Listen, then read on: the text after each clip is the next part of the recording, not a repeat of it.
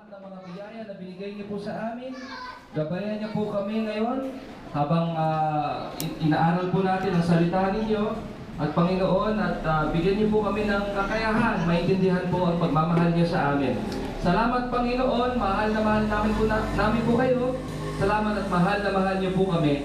In Jesus' name, Amen. Okay.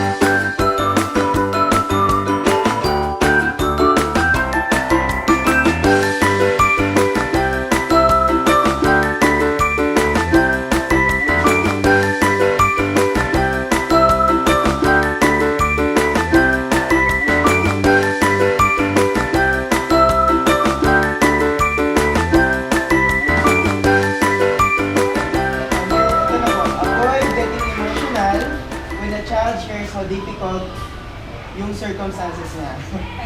So, Share natin.